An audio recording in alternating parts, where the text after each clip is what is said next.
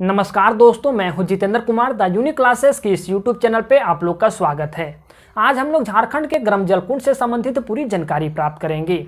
जैसा कि विगत जेपीएससी जेएसएससी जैसे एग्जाम में यहां से प्रश्न पूछे गए हैं, मुझे पूरी उम्मीद है कि आगामी जेपीएससी जेएसएससी जैसे एग्जाम में यहां से प्रश्न अवश्य पूछे जाएंगे।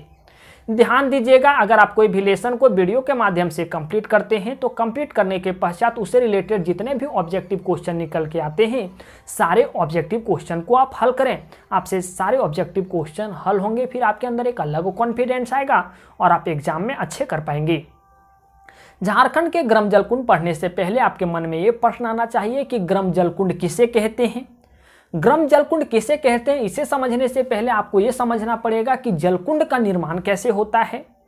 जलकुंड में अगर गर्म पानी पाया जाता है उसी को तो हम लोग गर्म जलकुंड कहते हैं। इससे पहले आपको यह समझना पड़ेगा कि जलकुंड का निर्माण कैसे होता है। जलकुंड का निर्माण कैसे होता है, इस चीज को समझने के लिए हम आपके सामने एक उदाहरण लेते हैं। जैसा कि आसपास में आप देखते हुए होंगे कि कुआं की खुदाई होती है, वहां 150 फीट 200 फीट पे पानी निकलना स्टार्ट होता है। लेकिन झारखंड जैसे पठारी इलाकों में ये कहना सही नहीं होगा कि 150 फीट या 200 फीट में पानी निकलेगा ही निकलेगा, क्योंकि आपको पता है कि झारखंड के स्थल आकृतियों की जो ऊंचाई है वो अलग अलग है।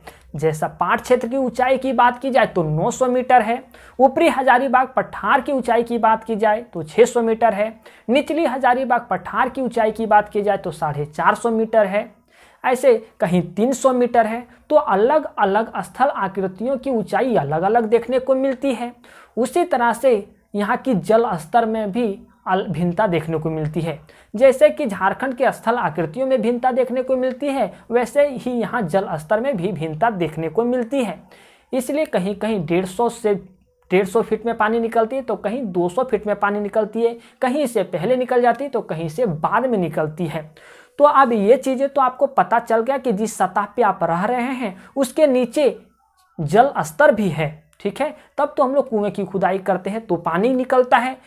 अब समझिए कि आपका जलकुंड का निर्माण कैसे होता है। हम आपको बताएं कि ये सतह है और ये सतह के नीचे आपका ये जल स्तर उपस्थित है। जल स्तर उपस्थित है। कोई प्राकृतिक आपदाओं के कारण ये सतह का प्रतिच्छेदन हो जाता है। समझिए कि यहाँ हॉल हो जाता है और ये हॉल हो जाने के कारण जो जल स्तर में जो यहाँ पानी है या पानी ऊपर की ओर जाने लगता है और ये सतह के ऊपर या पानी धीरे धीरे धीरे धीरे फैल जाता है। तो हम लोग समझते हैं कि यहाँ कुंड, ऐसे ही कुंड का निर्माण होता है, क्योंकि जल स्तर नीचे है। जल स्तर नीचे है और यहाँ पानी से पूरा भरा हुआ ये जल स्तर है। और आपको अच्छी तरह से पता है कि यहाँ प्रेशर अधिक है, वाटर प्रेशर अधिक है। और कोई भी अगर प्रेशर है तो ये हायर से लोअर प्रेशर की ओर फ्लो करना चाहेगी।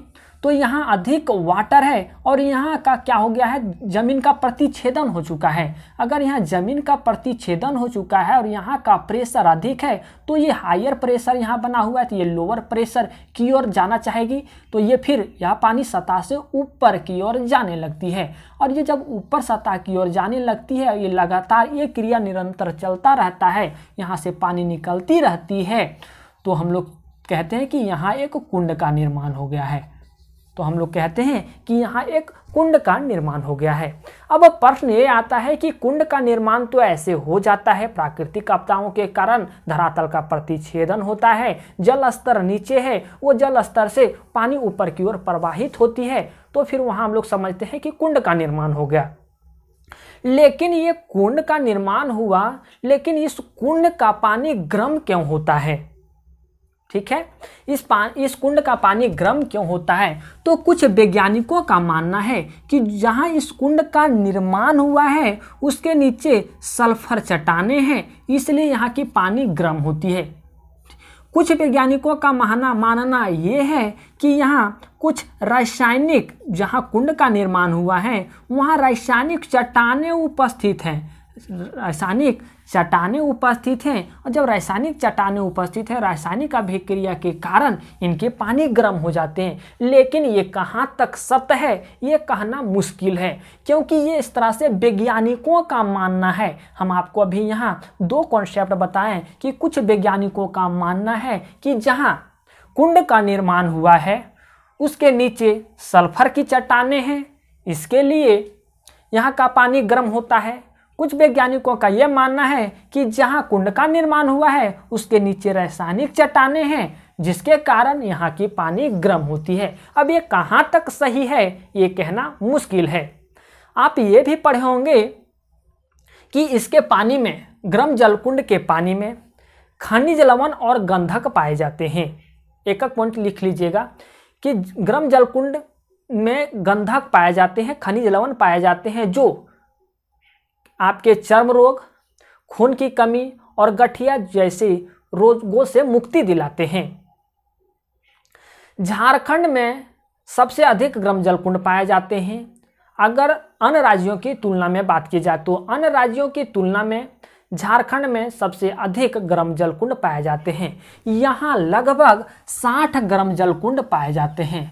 यहाँ लगभग 60 गर्म जलकुंड पाए जाते हैं। आप ये भी पढ़े होंगे कि गर्म जलकुंड का संबंध मृत ज्वालामुखी और रेडियो सक्रिय खनिज से है। तो ये मृत ज्वालामुखी क्या होता है? अब ज्वालामुखी के बारे में जरूर सुने होंगे कि ज्वालामुखी का जब विस्फोट होता है तो विस्फोट होने के कारण भूमि के अंदर से अनेक प्रकार के गैसों का उत्सर्जन होता है, जो हमारे वायुमंडल में असंतुलन फैला देती है, जो हम लोग के लिए खतरनाक साबित होती है। लेकिन ये मृत ज्वालामुखी क्या है? मृत ज्वालामुखी इस या तो ना विस्फोट करती है, अर्थात कह सकते हैं कि ये निष्क्रिय होती है,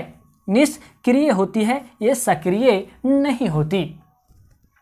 अब देखते हैं कि हमारे झारखंड राज्य के कौन कौन ऐसे जिले में कौन कौन ऐसे गर्म जलकुंड पाए जाते हैं।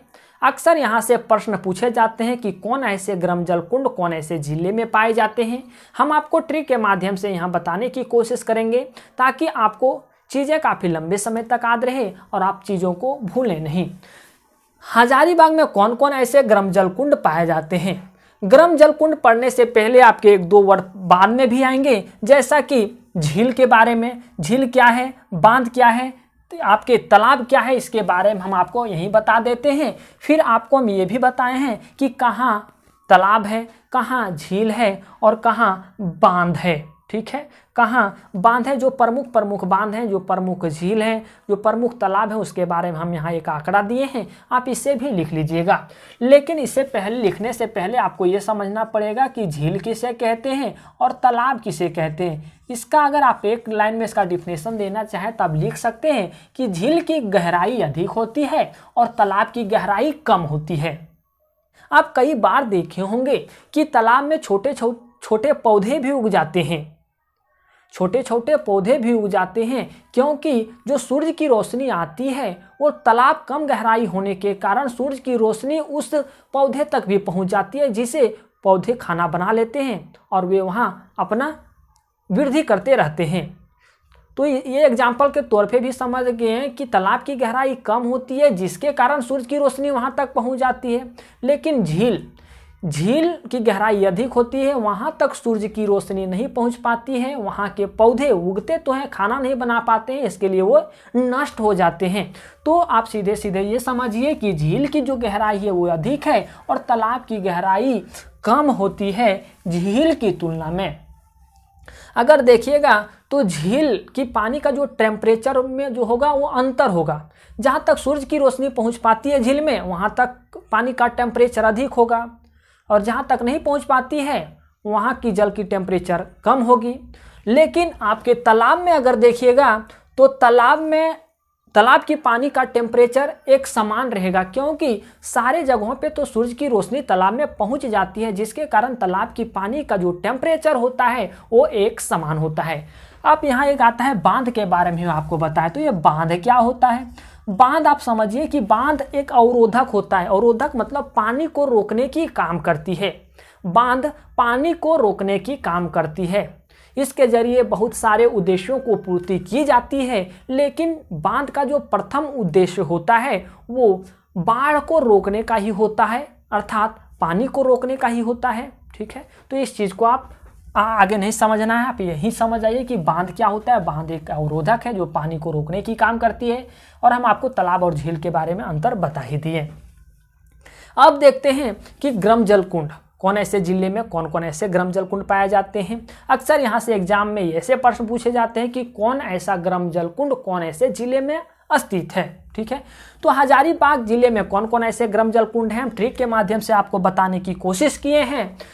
ट्रिक रखिएगा, आपको कोई पूछे कि हजारीबाग जिले में कौन कौन ऐसे ग्राम जल कुंड पाए जाते हैं, तो आपको ट्रिक याद रखना है संतोष कुमार। अगर आप संतोष कुमार को याद रख लेते हैं तो आप ये याद कर लिए कि हजारीबाग जिले में कौन कौन ऐसे ग्राम जल कुंड पाए जाते हैं।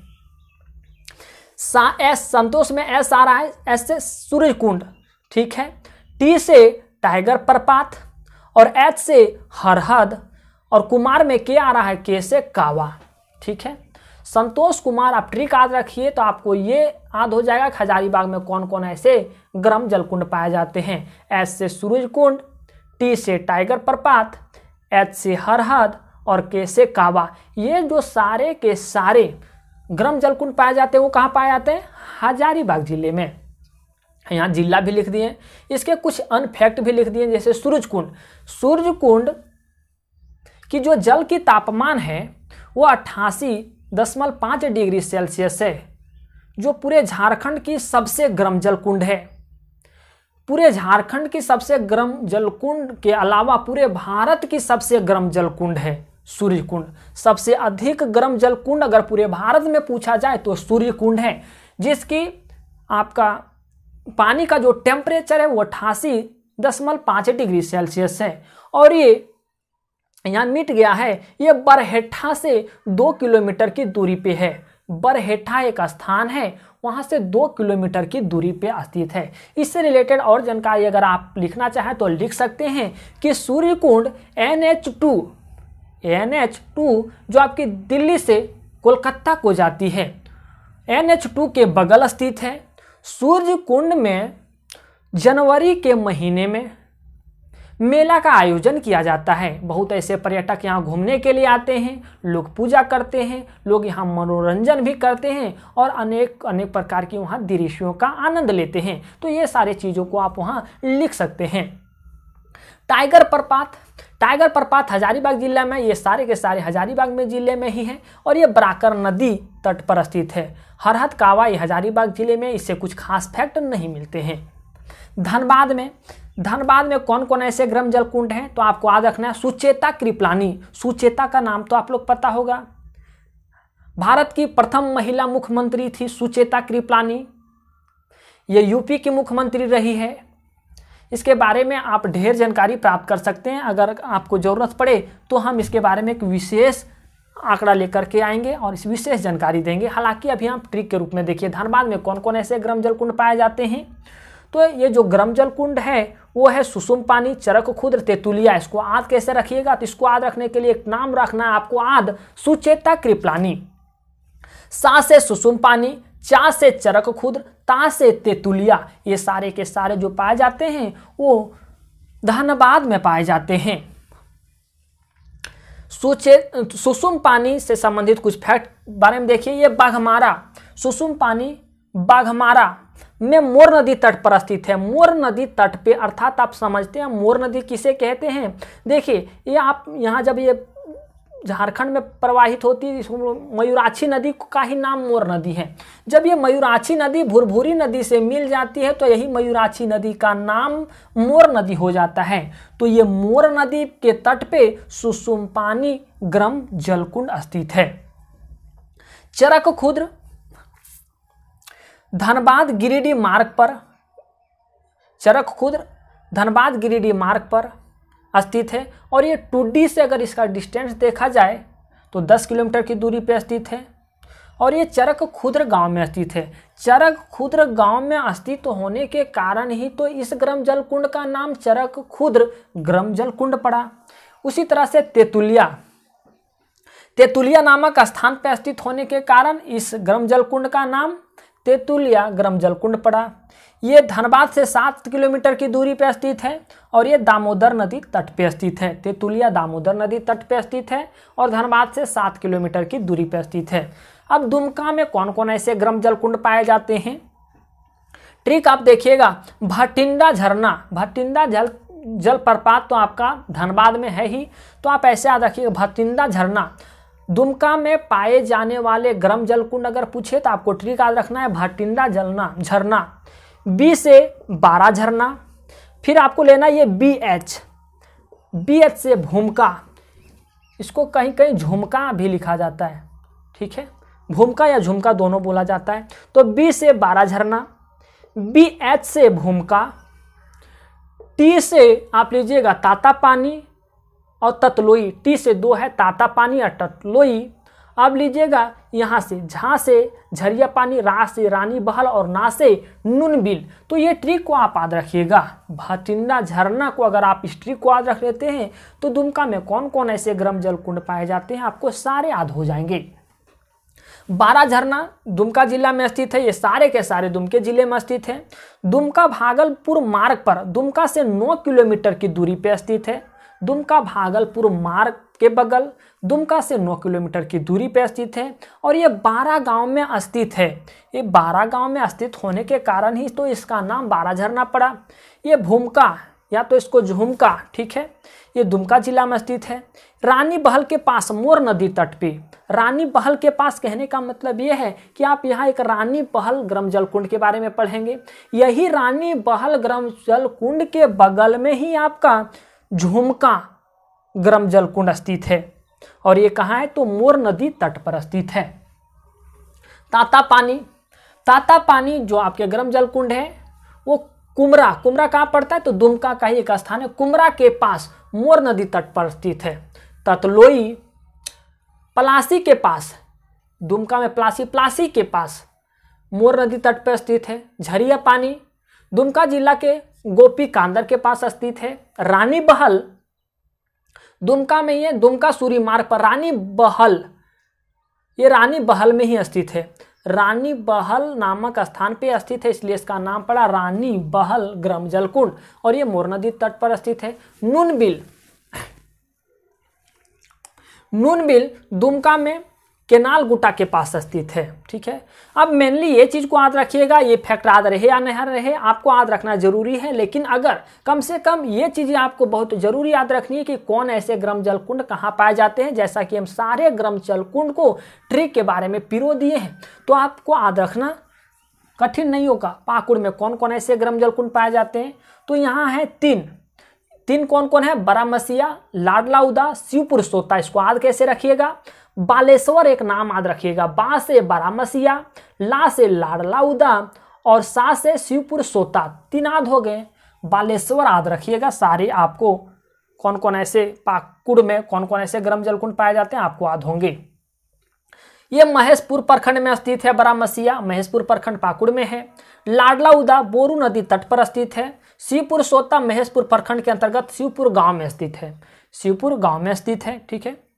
अब आपका एक आता है लातेहार में 1 ग्राम जलकुंड पाया जाता है, इसका ट्रिक की कोई जरूरत नहीं है। चतरा में भी 1 ग्राम जलकुंड पाया जाता है, इसको ट्रिक की जरूरत नहीं है। ताता पानी लातेहार में ताता पानी है जो बारवाडी प्रखंड में स्थित है और दुआरी जो ग्राम जलकुंड है वो चतरा में है, ठीक है। अब ध्यान दीजिएगा कुछ ऐसे ग्राम जलकुंड हैं जिसके नाम पे ही उस ग्राम जलकुंड का नाम रख दिया गया है। कुछ ऐसे यहाँ ग्राम जलकुंड हैं जो जिस स्थान पे वो ग्राम जलकुंड है उसी स्थान के नाम पे उस ग्राम जलकुंड का नाम रख दिया गया है। जैसे चरक खुर्द, देखिए क्या है चरक खुर्द, ये चरक खुर्द गांव में होने के कारण इसका नाम चरक खुर्द ग्राम जलकुंड पड़ा। तेतुलिया नामक स्थान पे स्थित होने के कारण तेतुलिया ग्राम जलकुंड इसका नाम पड़ा। 12 झरना देखिए 12 गांव में होने के कारण इसका नाम 12 झरना पड़ा। शिवपुर सोता शिवपुर गांव में होने के कारण इसका नाम शिवपुर पड़ा, ठीक। अब देखिए प्रमुख झील, अब आपको हम पहले ही बता दिए कि झील किसे कहते हैं तालाब किसे कहते हैं, बांध किसे कहते हैं। तो कुछ झील के बारे में आप चर्चा यहाँ देख लेते हैं। रांची में जो आपका झील है वो रांची झील है। रांची झील रांची में पाया जाता है। हुड़को झील जमशेदपुर में, डिमना झील पूर्वी सिंहभूम में, तोपचाची झील धनबाद में, जुबली झील जमशेदपुर में, बिचकिलिया झील चतरा में, हजारीबाग झील हजारीबाग में, और आप नीचे शायद आपको नहीं दिख रहा होगा ये मेथन झील धनबाद में है। ठीक, आप प्रमुख बांध के बारे में देख लीजिए। काके बांध रांची में है, लेकिन रांची में है और यहाँ एक पर्यटक भी स्थल बन चुका है। धुरवा बांध रांची में है, रांची में धुरवा नामक जगह पे स्थित है धुरवा बांध। गरगा बांध बोकारो में है। ये बांध बोकारो शहर से 12 किलोमीटर की दूरी पे है। ये यहाँ तालाब भी है रांची में, रांची तालाब। ठीक है, रांची तालाब जो है वो इधर से चारों तरफ रास्ता है, रोड है, और इसके बीच में ये तालाब है। और यहाँ इस तालाब के बीचों बीच में एक प्रतिमा है, एक मूर्ति है जो स्वामी विवेकानंद की मूर्ति है। उम्मीद है ये ट्रिक आपको समझ आया होगा, ये कॉन्सेप्ट आपको समझ आया होगा। पानी गर्म क्यों रहता है, गर्म जलकुंड किसे कहते हैं, झील किसे कहते हैं, बांध किसे कहते हैं, ये सारे कॉन्सेप्ट आपको क्लियर हुए होंगे। अगर फिर भी किसी तरह की डॉट या किसी तरह की परेशानी आपके मन में आ जाती है तो बेहिचक नीचे दिए गए कमेंट बॉक्स में आप कमेंट करें। हम आपके कमेंट को पढ़ेंगे, आपके जवाब को देंगे। चलिए दोस्तों, मिलते हैं एक नए वीडियो में एक नए टॉपिक के साथ। धन्यवाद।